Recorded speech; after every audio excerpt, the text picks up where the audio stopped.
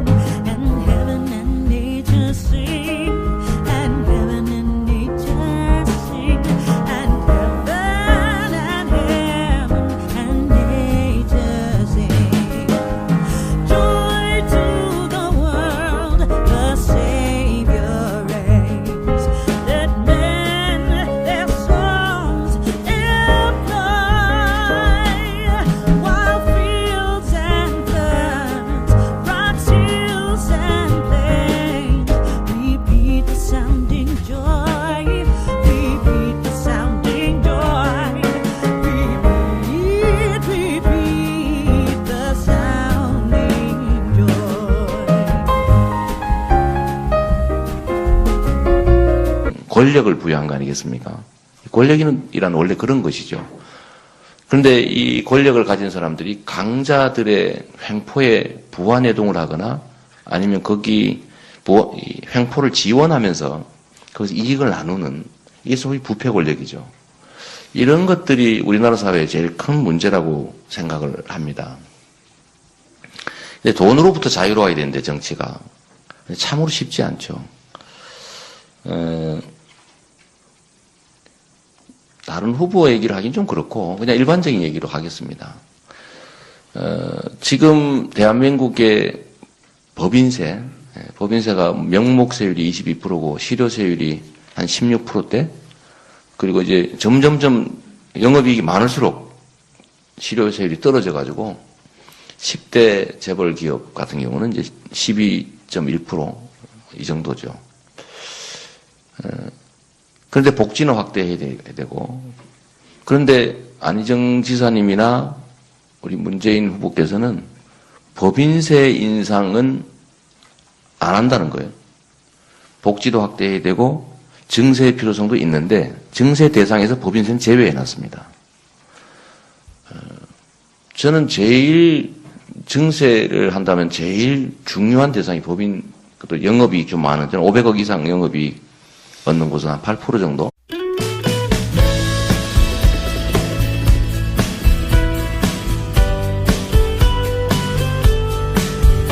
이 시장께서는 그 재벌로부터 이 독립적 유일한 후보다라고 말씀하셨습니다. 네. 그러면 이 말씀을 제가 분석해 보면 문재인과 안희정 후보는 그러면 재벌로부터 독립이 안 돼 있는지 좀 그런 의문이 드는데. 이게 참 어렵죠, 그죠? 이게 짬뽕 좋아한다니까 짜장면 싫다는 거냐? 이렇게 혹시 오해될까봐 정말 조심스러워요. 우리가 경쟁하는 관계에 있기 때문에 저희 강점을 주장하다 보면 이게 이제 자칫 상대의 약점이랄까 아니면 뭐 그런 걸 지적하는 것처럼 오해될까 참 조심스러운데 제가 이 얘기는 할 수 있죠. 저는 대한민국의 좀 구조적인 문제라면 부당한 경제 권력들에게 부패한 정치 권력이 놀아나는 그런 게 제일 심각한 문제라고 생각합니다. 정치를 똑바로 하려고 해도 결국은 이 돈 때문에 똑바로 못하게 되는 경우가 참 많아 보입니다. 제가 볼 때는. 또 국가 권력도 원래는 억강부약하는 게 본질적인 역할인데 이 강자들의 형포를 억제하고 다수 약자들을 좀 부축해서 같이 살게 하라고 지금 증세하면 한 15조 정도가 생기니까 좀 국가 재정에 좀 크게 도움이 될 거라고 생각하는데 이런 점에서 보면 재벌 이익을 챙겨주는 측면이 있죠. 또 한 가지 이런 것도 있습니다. 제가 여러 차례 문재인 후보에게 여쭤봤는데 답이 없으세요. 제가 며칠 전에 집회 현장에도 한번 여쭤봤는데, 그거 혹시 실수하신 거 아닙니까? 이렇게 제가 뭐 이렇게 물어봤는데, 그게 뭐냐면, 준조세 폐지 공약을 하셨습니다. 이 준조세는 두 종류가 있는데, 소위 비자발적 후원금, 더하기 법정 부담금, 이 두 가지로 구성이 됩니다. 비자발적 후원금, 그러니까 뭐, 무슨 어디 행사 지원하고 이런 것들은 1조 3천억 정도밖에 안 됩니다. 그런데, 그거 말고 법정 부담금이라고, 무슨 어디 대규모 개발을 해서 이익을 얻으면, 그 이익을 얻기 위해서 필요한 시설들이 있습니다. 아파트 단지를 개발하면, 아파트를 분양하면 학교 용지 부담금을 내야 될 거 아닙니까? 학교 만들어야 될 거 아닙니까?